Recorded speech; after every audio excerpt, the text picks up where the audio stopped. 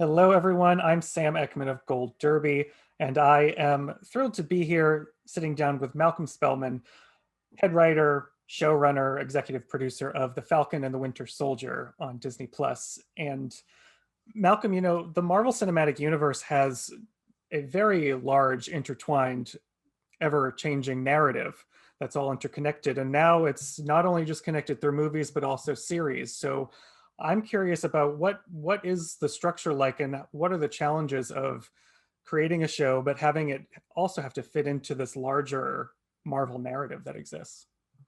The first thing, it's interesting because what they ask you to do there is first and foremost create the thing that you think is best.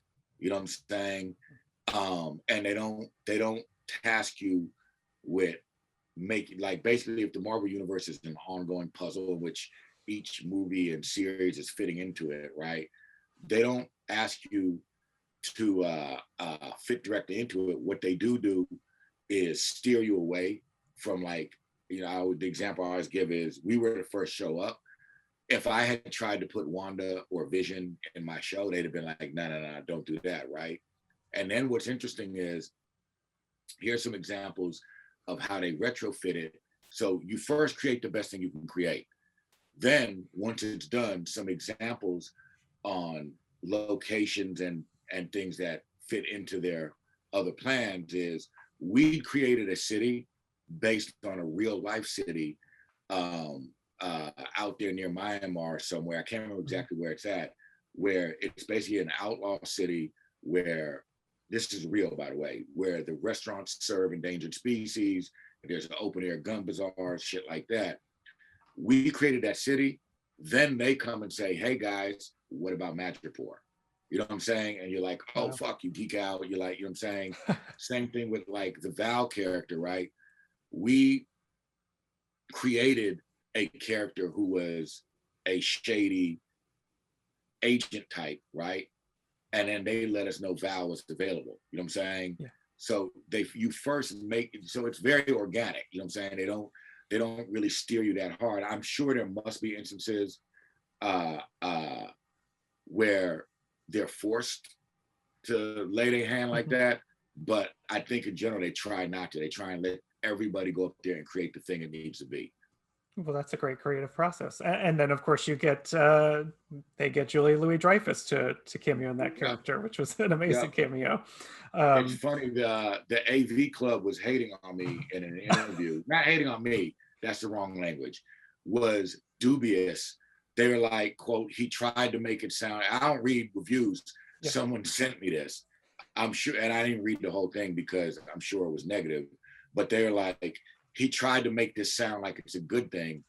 And I think people want shit to be way more complicated than it actually is. It's not so bad, man, at all. And it's often very simple.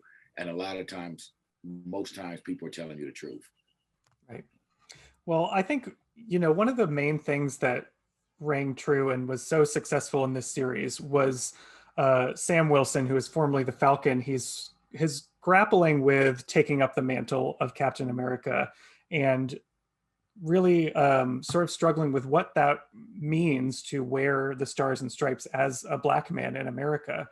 And I assume this always had to be, if you're talking about organic story creation, at the core of it. And I would just love you to speak on what were you hoping to bring to the forefront with that in the story? That was a vast majority of what I emphasized. Like, you compete to get the gig. And I knew that was compelling, and I knew it was relevant. And I knew that, or I'm not going to say I knew, but I felt like I could really hit that with passion and do it justice.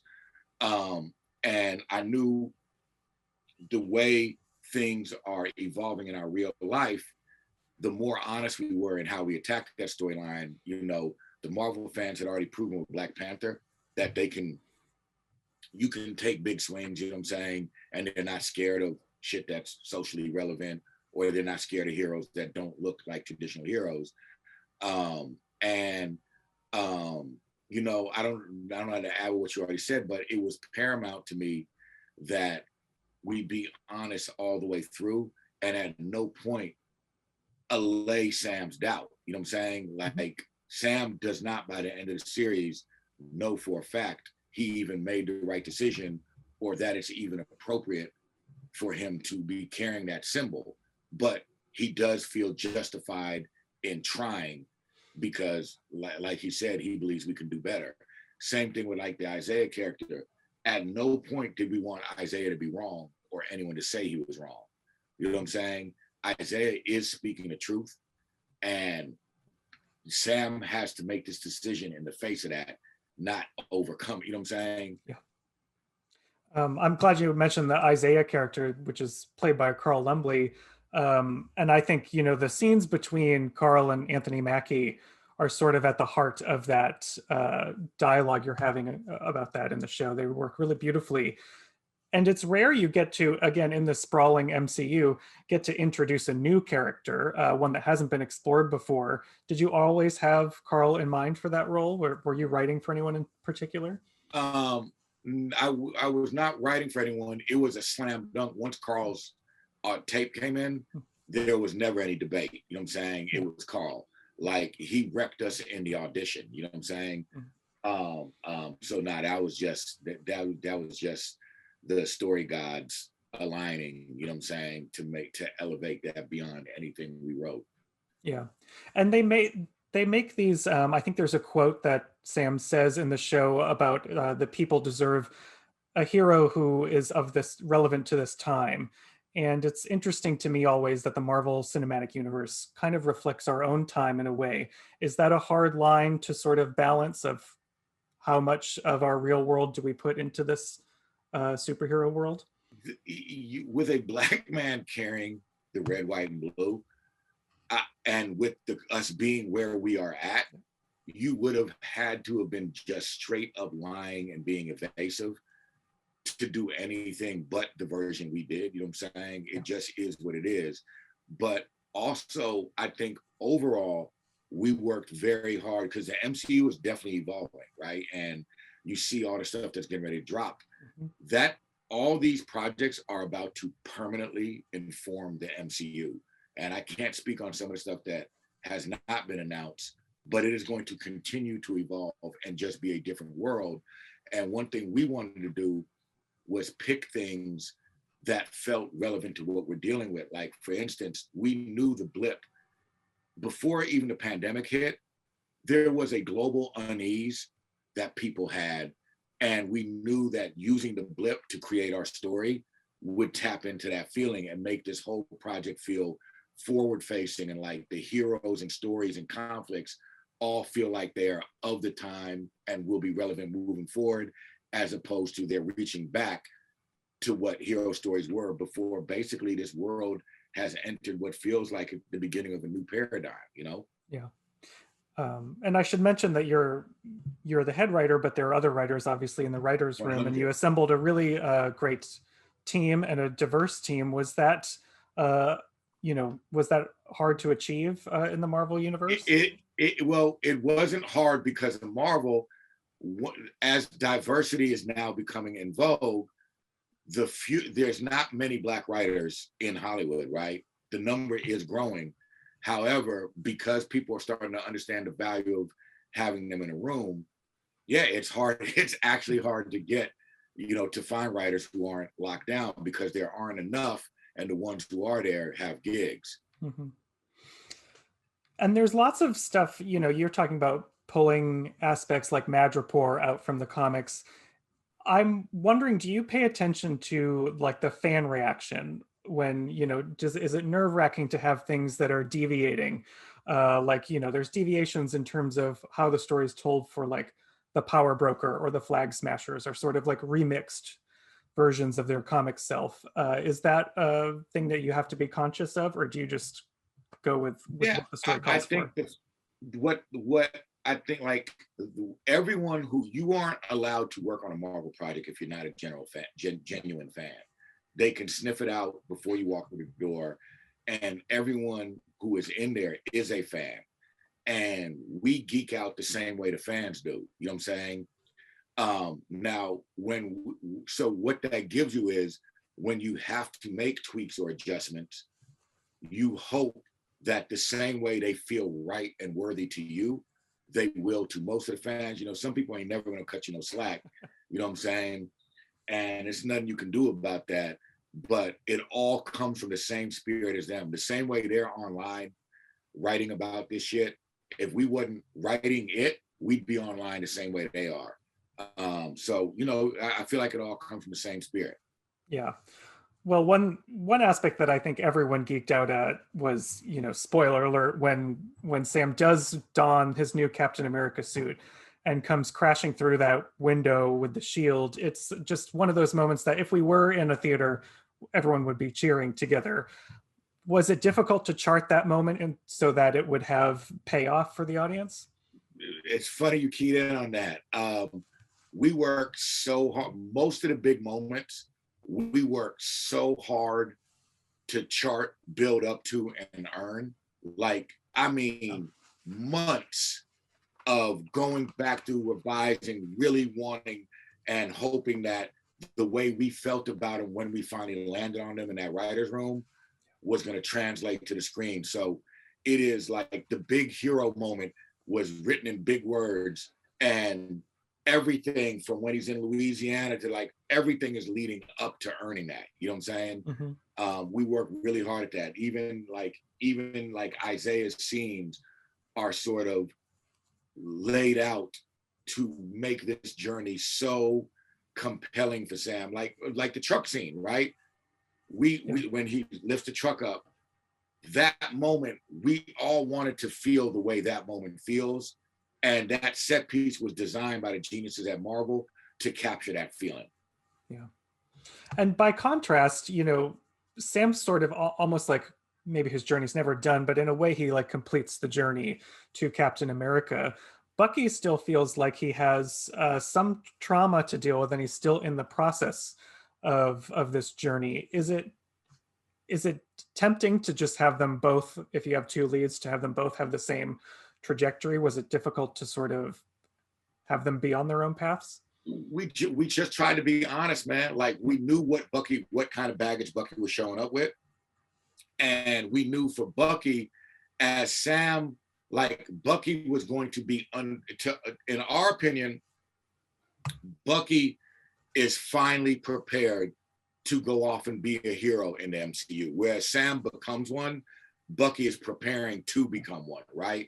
And Bucky, you know, I mentioned this in an interview recently, not enough people caught the fact that for us in the writer's room, again, if the fan catches me and I got this wrong, forgive me, Bucky has his first hero moment in the series. That does not mean it's his first time being heroic, but when he gets some people out of the van, and they say, "Hey, thank you, you saved my life," whatever. That was a big deal to us in the writers' room. And so, yeah, you're right. It's very different trajectories. Whereas Sam is becoming a bigger hero or whatever, right? Bucky is now ready to go on now, moving forward to become a hero. Yeah. And an interesting thing happened with this series, because you all were supposed to be the first Marvel series on Disney Plus. And then it flip-flopped with WandaVision. So WandaVision comes out first. And there was so much, you know, there was so like a large audience, but so much speculation and theorizing and posting.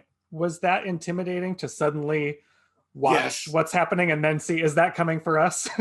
That shit is so intense. I mean, the whole process is, have you seen the new thing that Marvel put out with their whole lineup saying, you know, what's it called again? Like, welcome back to the movies or something like that? Yes.